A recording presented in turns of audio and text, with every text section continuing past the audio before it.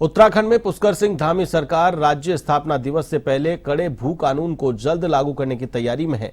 भू कानून पर सुभाष कुमार समिति की रिपोर्ट के अध्ययन और परीक्षण के लिए मंत्रिमंडलीय उपसमिति और मुख्य सचिव राधा रतूड़ी की अध्यक्षता में एक समिति गठित की गई। समिति अपनी रिपोर्ट सरकार को अगले माह तक सौंप सकती है। मुख्यमंत्री पुष्कर सिंह धामी प्रदेश में सशक्त भू कानून लागू करने के पक्ष में रहे हैं।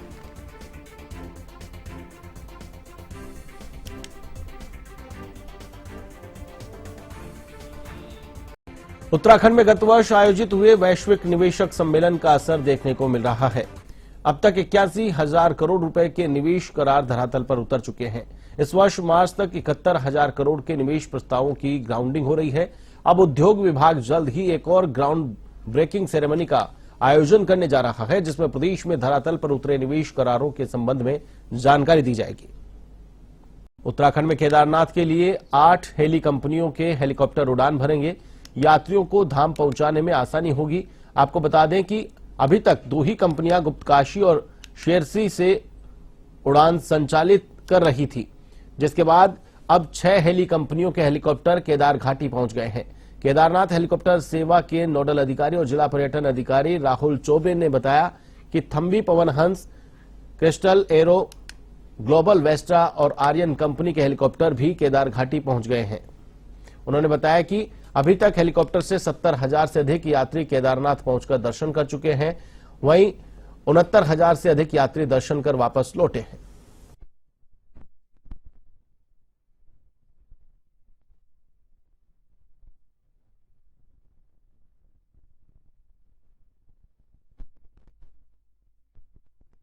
उत्तराखंड के कैबिनेट मंत्री प्रेमचंद अग्रवाल रुड़की पहुंचे, जहां उन्होंने एक नवनिर्मित जिम का उद्घाटन किया। इस दौरान उन्होंने कहा कि उत्तराखंड राज्य में यह सबसे बड़ा जिम खोला गया है, जिसके चलते हर युवा, महिला और पुरुष को तनाव मुक्त रहने का बड़ा लाभ मिलेगा। वहीं मंत्री प्रेमचंद अग्रवाल ने कहा कि उत्तराखंड में निकाय चुनाव को लेकर सरकार की पूरी तैयारी है। 10 नवंबर तक निकाय चुनाव का कार्यक्रम जारी किया जाएगा। उससे पहले निकाय चुनाव की प्रक्रिया को पूरा किया जा रहा है।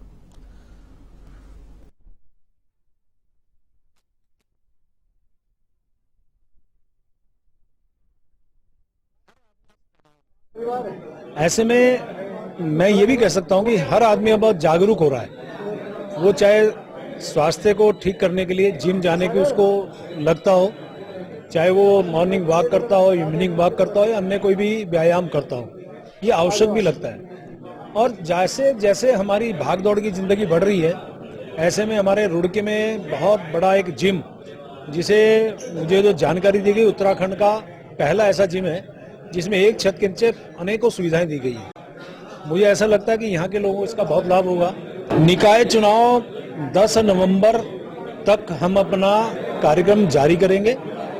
तत्पश्चात हम चुनाव कराने की स्थिति में होंगे और उससे पहले जो हमारी कुछ क्रियाएं हैं या कुछ हमारी प्रक्रियाएं हैं, उसको हम पूरी कर रहे हैं। हल्द्वानी स्थित कांग्रेस भवन में महिला कार्यकर्ताओं ने महिला कांग्रेस का स्थापना दिवस धूमधाम से मनाया।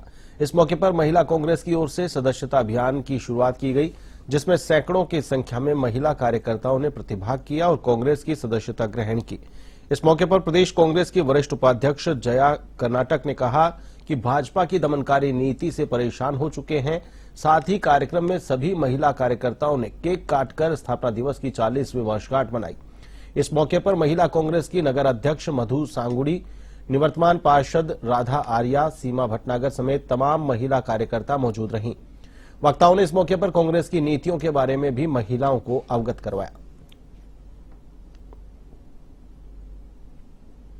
जैसा कि हमारा ये 40वां स्थापना दिवस है, हमारी राष्ट्रीय अध्यक्ष माननीय अलका लांबा जी, हमारी प्रदेश अध्यक्ष ज्योति रौतेला जी के दिशानुसार हम यहाँ पे 40वां स्थापना दिवस मना रहे हैं। और 15 सितंबर 1984 में हमारा महिला कांग्रेस का स्थापना का गठन हुआ था, जो हमारी स्वर्गीय प्रधानमंत्री इंदिरा गांधी जी ने बनाई थी।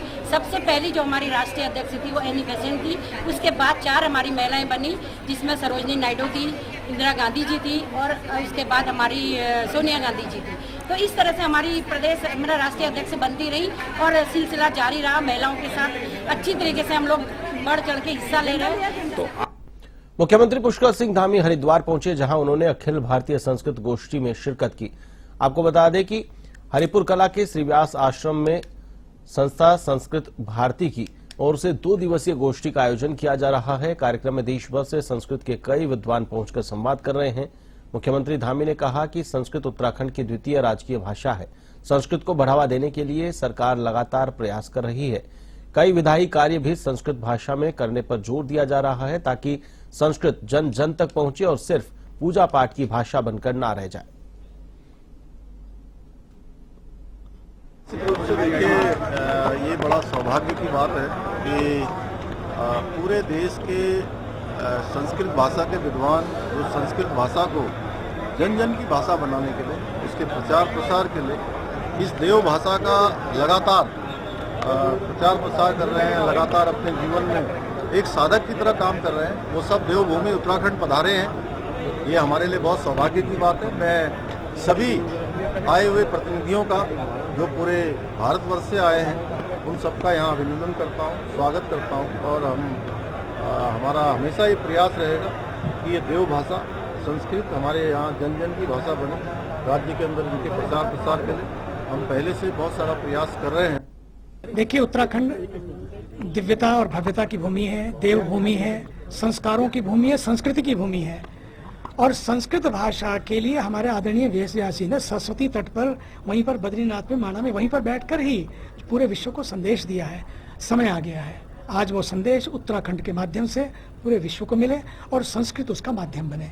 मैंने आज कहा कि विकिपीडिया एक ही व्यक्ति ने शुरू किया और लोग जुड़ते चले गए। हम विकिपीडिया के साथ साथ हम क्यों ना वैदिक पीडिया शुरू करें। यही सनातन की संस्कृति है, हमारे वेद। वैदिक पीडिया शुरू हो। दूसरा, उत्तराखंड की धरती 4 धाम की